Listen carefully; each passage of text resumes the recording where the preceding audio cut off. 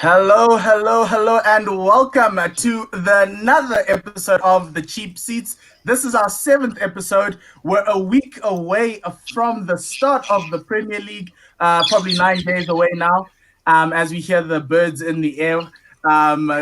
Telling you that it's spring because it's footballing season. And one thing that comes with footballing season is the Fantasy Premier League. It is, yes, a fantasy game, and many will laugh at us for playing a fantasy game, but it's a game linked to what's happening on the field.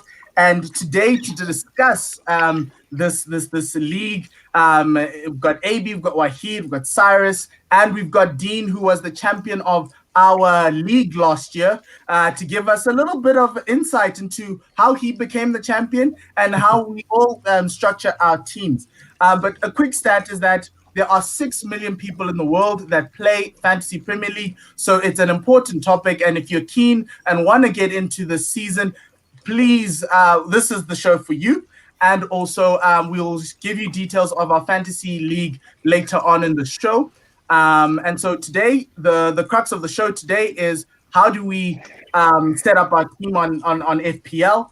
How do we work around our optimal formations to get the most points and become a dean in the end? And then lastly, what we all look for in each position. So do like, share, and subscribe to the One World Sports Radio channel where the Cheap Seats will be on. We'll have a Fantasy Premier League episode every week, probably even in conjunction with the Cheap Seats or next to it. We'll figure that out. But for now, sit back, enjoy as the guys take you through how they do this season. So, Dean, I'll start with you because I know all the other guys. Give us a little bit of a backstory about yourself and your love for football. Okay, so love of football started quite a while ago. So give some history. So my family's actually from England, so Birmingham side. So my dad's a big Villa fan. So grew up with it kind of being part of my everyday life, really. But apart from what all other guys do and follow their dad's team, my dad's best mate was a Tottenham supporter. So to piss my dad off, I decided to support Spurs. It's been a tough journey thus far. Yeah, so it was tough to be a Villa fan, so I went for Spurs. But yeah, really love the game. Try to stay in tune with as much as I can, and I think fantasy is a great way to get involved in the game, but also to really explore other teams, explore different options, learn about different players, tactics, things like that. I think it's for anyone that wants to learn a little bit more about the game. I think fantasy is such a great way to get into it. So really enjoyed it, and yeah, lucky enough to be pretty good at it as well. Okay, well, we're glad to have you on. So I realized today that this will be my 11th Fantasy Premier League season. So Dean, how many seasons have you played? I've played all in all 5 seasons. I actually checked my stats. I've improved my position every year. But yeah, last year was a bit of a standout. So I finished top 30,000th in the world, which doesn't sound that great. The world's a big place. You come 30,000th in a race. Yeah, if you come 30,000th, it doesn't sound great. But compared to the guys out there, 6 out of 6 million people like Cyrus, it's quite a big thing. So yeah, been lucky enough to keep progressing at least. Okay, let's start with Cyrus. Cyrus, how have you played fantasy before, and how many seasons have you played? Look, Mpo, let's not talk about it. It's not like you play fantasy. What happens is that you suffer through fantasy football. So I've been playing it for, in fact, since about the year 2000. So however many years that is, 2000, 2001. And every year it's been a disaster. So what I do is I try to hope for the best. The thing for me is consistency, and I'm pretty sure Dean and Wahid and AB will also mention that once you do things regularly and you keep an eye on what's happening with the fixtures, you don't fall behind. That's the critical thing. I was taking it like, some game weeks I'd be like, my team's fine. And then also you almost feel like if you play it like you're playing FIFA and you pick a team that would actually play, you're playing the game wrong. So I tended to get into this and think, okay, I want to be the best manager ever. Who's the best right back? Who's the best left back? And then okay, you're not thinking right. We'll No. get onto it a little bit. Just This is hold my off, pain. hold off on This is my bit. pain, Paul. This is my pain. I've got to talk about we're this. gonna go through that pain. We're gonna unpack it in a few. AB, how many seasons have you played? And yeah, like, what was your best one? Cheapest. I think I've been playing since I had an iPhone. So I was one of those guys who had a BlackBerry. You know, when everyone had BlackBerries, then I finally got an iPhone. So I think that was maybe 2006, Shout out to the humble 7. brag. Yeah, iPhone 4 must have been. No, not even. Maybe early varsity years. So 2008, 2009. Okay. And then, yeah, like Sarah says, you suffer through it. I have a bad habit of, if United do really well, I'm in fantasy. If United do badly, I am off fantasy like you cannot believe. I want nothing to do with Super Sport, with FIFA, nothing. I go cold turkey. So, yeah, I think my best position was round about the top 50,000. I always compare myself to wanting to get into that place of, if you can fit all of us in a stadium, I'm happy. So yeah, I think top 50, 60,000, yeah. So I'm aiming for depends on the America now stadium. then. Exactly. 100,000. Wahid, you just came below Dean last season. Yeah. So how has fantasy been like throughout? Like, how long have you played it, and then how did you become a fantasy legend? So I've been playing. I wouldn't say fantasy legend. I would not say fantasy legend. I've suffered through a few seasons. I started in 2006. I had a look at my stats earlier. I came top 30,000. That's the benchmark Dean used. I think once in 2011-12. And last season was a bit back on the up a bit after suffering through the 3 previous seasons. I think Dean will remember my previous season quite well, where I to all intents and purposes just stunk the place up quite badly. Everything I touched. Everything I touched turned to shit. But I do have superstitions around this game though. So when I have a Liverpool player in my team who's not scoring, I'll insist on keeping them in, because I believe that if I transfer them out, they'll start scoring. So I do have certain superstitions around this game. That's how it works. So we'll go into that. I stunk up the place last year. It was very bad. So let's move on. So, gents, when I set my team, I try and create a spine, and then I try find the most expensive player. But my superstition is that I must have one Arsenal player in the side, which is the reason why I probably don't win or get into the top 30,000. Dean, what's your strategy to set it up? There's a massive universe of players. How do you go about setting up a winning team? So yeah, actually opposite to you and Paul, I've never put an Arsenal player in my fantasy. So that's probably why I do so well. But yeah, basic strategy is, and I don't know if you want to talk about formation now or not. You can go into formation and we'll all go into that as well. Yeah. So what I try to do on a fantasy side is try to be as attacking as possible. So I go 3-5-2, with all my defenders being wing backs. I get as many wing backs in there as possible. Last year, I think we saw like Trent did in name, got Robertson there towards the end, Doherty, and then obviously Lord Lundstrom was the guy that made us all happy.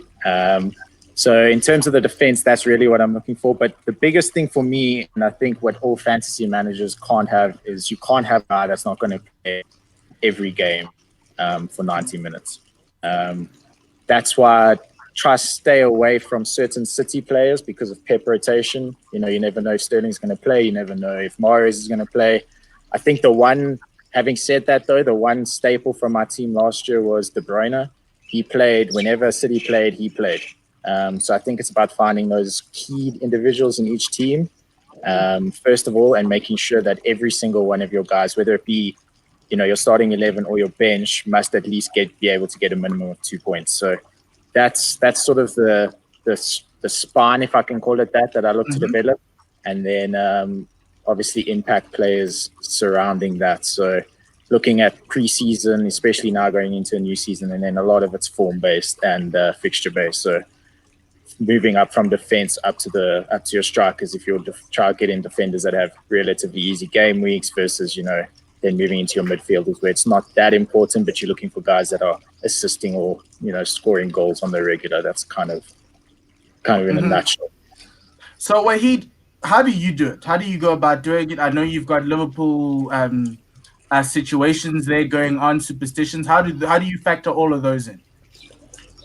So I have a very similar outlook to Dean, and what I do is I try and find 15 players who are going to play games, and I think that is the key to the game is to have a player who's getting his 75 plus minutes every single week. If you don't have that, you start to fall behind quite quickly. And I know a lot of people will start to try and find budget options and those to try the squad filler options. And I think those are the ones where I try and find a bit of value, trying to find the ones in and around those the budget points where you're trying to find players who play a lot, who might pop in with an assist or a goal here or there. So I set up like Dean. I don't set up 3-5-2. I tend to set up a 3-4-3. I avoid centre backs and defensive midfielders like the plague. I see no value in that. I try and make sure that my defenders are fullbacks because they have a better chance of attacking points. If your centre back is getting clean sheet points, he's only getting clean sheet points. But if your centre back's getting clean sheet points, so is your fullback, and he has the chance of chipping in with an assist or a goal. So I try and avoid the centre backs. Defensive midfielders, I think, are a waste of time in the game. I think if you have Matic in your side, you need to reevaluate your life. And then what I try and do, unless you're Ole Gunnar Solskjaer. And then what I try and do is not necessarily the most expensive players in the game. So sometimes it's necessary to have the most expensive player. For example, if you were sitting in 2011-12 without Van Persie, you might as well not have been playing the game. But at the moment, I'm trying to find the value in players who are sitting in around the 9 or 10 million pound mark instead of those ones sitting in around the 12 million pound mark. I feel like the difference in output between a 10 million pound player and a 12 million pound player doesn't warrant that sort of investment in the 12 million pound player. So I have avoided the Salahs and the Aubameyangs for the likes of the Martials, the Rashfords, and that sort of thing. And my last one in my strategy is I go and scour the database to try and figure out which players are listed out of position. So, for example, Lundstrom last year listed as a defensive, but really playing as a winger, was racking up defensive clean sheet points, but getting goals on the other end. The same for Martial, who was listed as a midfielder, but effectively played as a striker. So yeah, that's the ones I look for this year. Rashford is the one who's listed as a midfielder. So is Aubameyang, but they are, to all intents and purposes, forwards. AB, you just heard how a CA does it, right? And I think all of us here are CAs except for Cyrus. So how do you go about comprising it with just only £100 in your bag? Look, I mean, it's very tough. So I must say I agree with both Dean and Wahid here. I do the exact same thing. Fullbacks in defense, very attacking formation, 3 at the back most, and then 5 or 4 in the midfield, and then 3 or 2 up front. But so I look for the guys who are out of position. I had Martial last year because he was playing as a number 9 for United, but he was a midfielder. But so I'm just going to touch on points that the other lads didn't cover. In that, when I pick my defenders, and I'm looking at my team right now, or let's start with goalkeepers. I don't care who they are. I want them to play, and I want them to make a lot of shots. So I go as cheap as possible because a goalkeeper can play 89 minutes, make a ton of saves, and then concede, and boom, your 4 points for the clean sheet's gone. So I'm not really too stressed with that. I look for that 4.5 mark who starts, and I've got 2 keepers in there who do. Same with my defenders. So I've got 3 fullbacks here who are all, recommended to start at 4.5. So I'm going cheap on them because, again, clean sheets are bonuses in my opinion here. And then I try and scour the newly promoted team. So try and do as much scouting as possible there to see who are those young fullbacks who are going to start. Who are they going to rely on in the whole season? Because obviously they're not going to sign your Matt Doherty's or your Trents, for example. And then I spend a ton of money in my midfield. So my midfield, who are the 5 guys, need to be starting, scoring, contributing most of my points every week. And then, thank goodness, Pep has come into the league, because now you can no longer have to worry about spending that 12, 11, 10 and a half on Aguero, and then try and have a differential striker, and then 2 strikers who are going to get you 20 plus goals a season, in my opinion. Because you never know, what's going to happen. So yeah, for me, it's I have one really expensive midfielder who's playing out of position. So you know who it is at We 12 know who million. he is. You don't have to tell us And- the whole team, baby. but yeah, it's just so the things that I can add is don't forego the little teams, because they have guys who start and they score goals as well. They got to survive. But yeah, it's trying to find that value for your 8s, your 9s, and your 10s. I feel bad for someone like Mason Greenwood, who I think since the restart I had him and he just shone and got me a ton of points. But now he's gone from 5.5 to I think 7 mil, which it's I don't know if that's worth it anymore. Yeah, So, me. Cyrus, you played this the longest out of all of us. Yeah. Any tidbits to around Yeah. how do you set Oh. your team up, or is it Well, just basically- submit 15? So the thing for me has always been, how do I best not try to be the worst?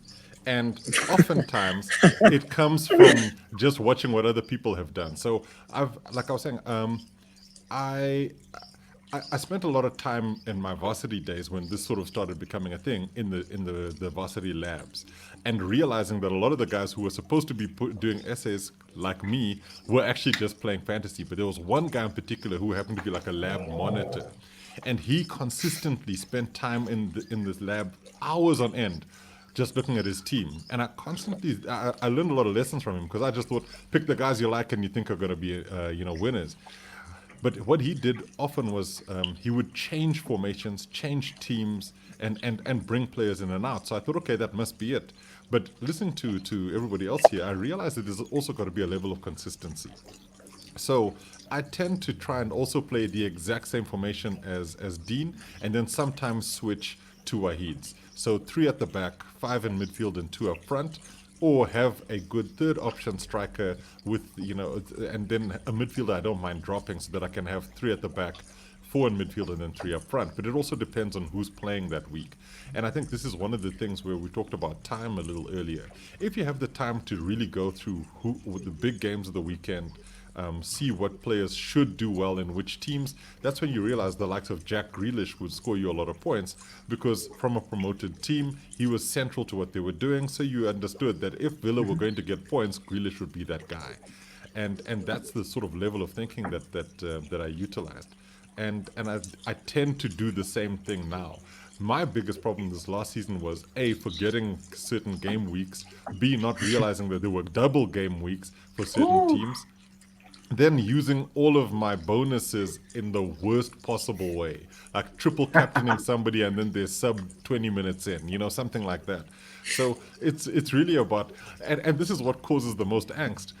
I like what Dean said about not having any Arsenal players, because what fantasy football does is that it makes you a fan of every single player and every single team. So before you know it, there you are picking Jamie Vardy and hoping Leicester do well, even against your team. So you're sort of caught. You're like, oh, it's Leicester-Chelsea this weekend. Okay, Chelsea to win 3-1, Vardy goal. And so that's how we look at it. But yeah, that's generally it for me. And Paul, I'm sure you've got tactics that you use. Yeah, so like I said, I try to figure out a spine, and then the outer players essentially will be from the smaller teams.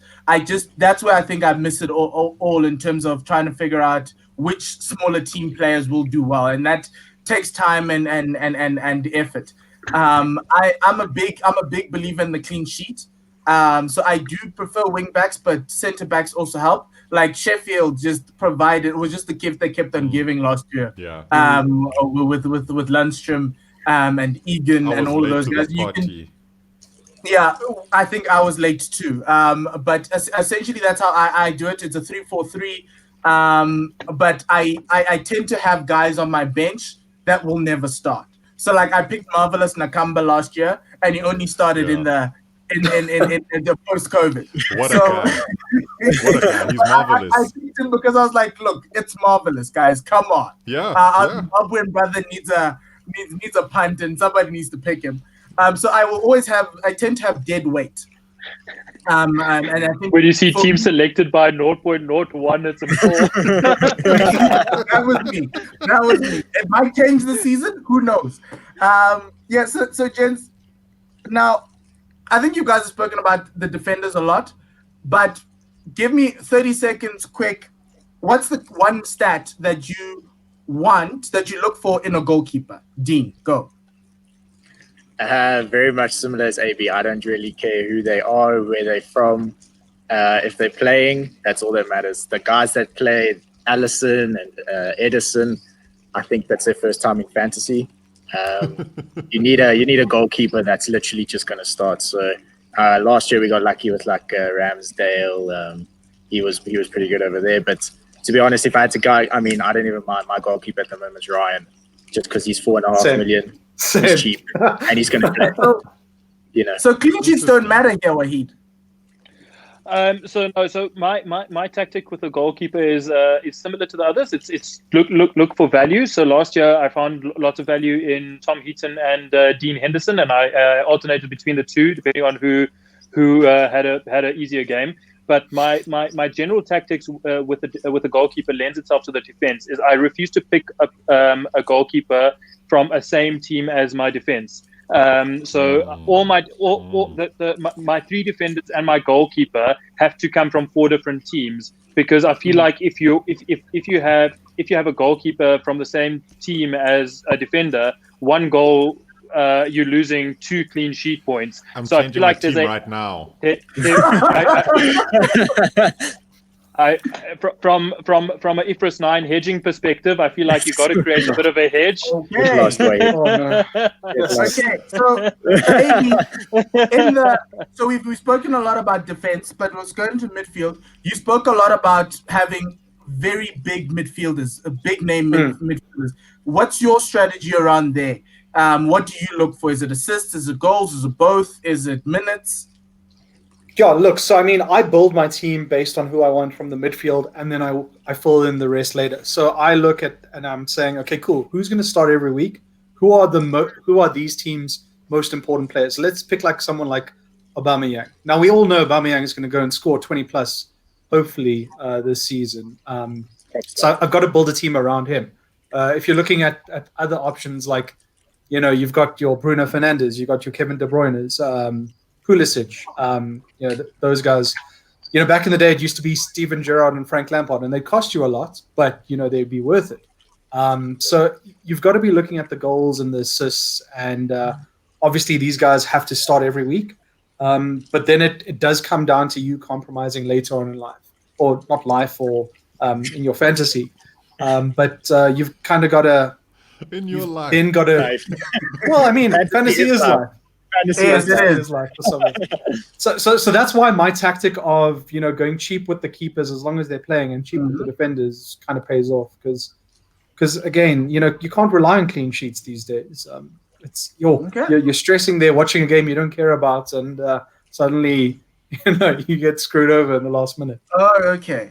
That explains why I keep on being depressed after every game week. So Cyrus.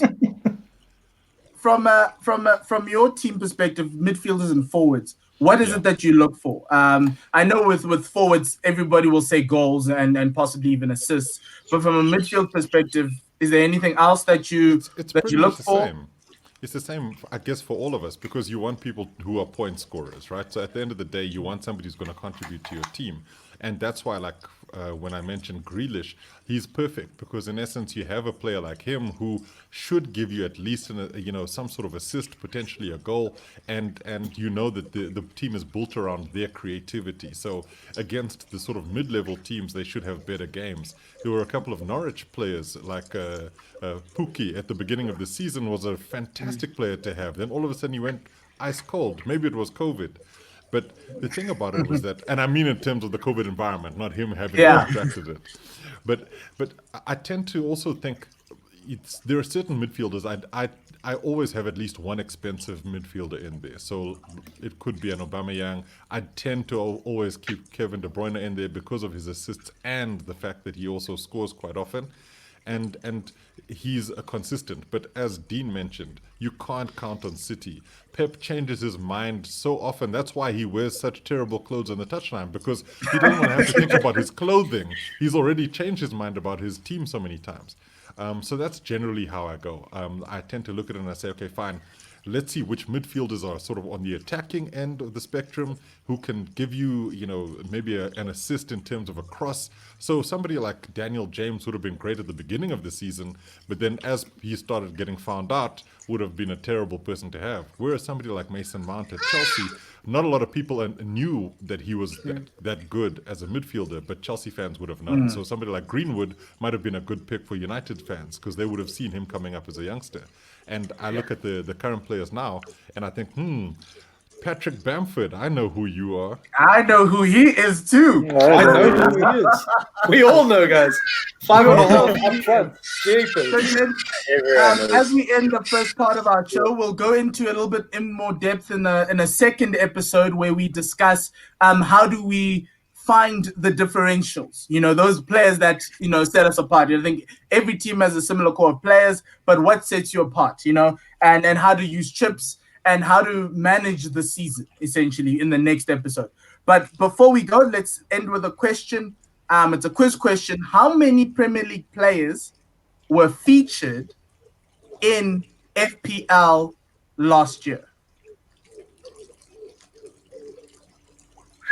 It's a round guess. I'll give you either side of 5 either side. How many players were featured? As in, the ones who actually scored points, or as in, the entire number of players? The entire list. So the entire universe of players. Oh, my word. You've got Jeepers. You got Ted and Mengi in there. How many teams do we have? 20. So it's like 20 Just teams. 20. And I think 600. most teams would have, it seems about right. 30. I'd say 603. Yeah, 600. Okay, 603. Dean, what do you think? You're the champ? I'm going to go wild shot. We're going to go cut it and go 520. 520. AB, 600. 627. No, I'm just thinking. Okay, 627. So the entire universe last season was 569 players that were in the list. So that's an interesting one. But I think that brings us to the end of our show. It does. To you, the viewer, enjoy setting up your team, looking through those 569 plus players. Where some Manchester United people are happy of a certain DVDB. I don't know who that is, but we'll talk about it in the next show. But do like, subscribe, and I will put up the team, the code for our league just at the bottom here. Do join this FPL code to play with Dean and Wahid, AB, and Cyrus and myself. But really do like, subscribe, share widely. Look forward for the next episode, which will be coming out in a couple of days. And enjoy your start to Fantasy Premier League. May the best man win to all of you guys. And from myself, Mpo, and the rest of the team, le sale, kakakis.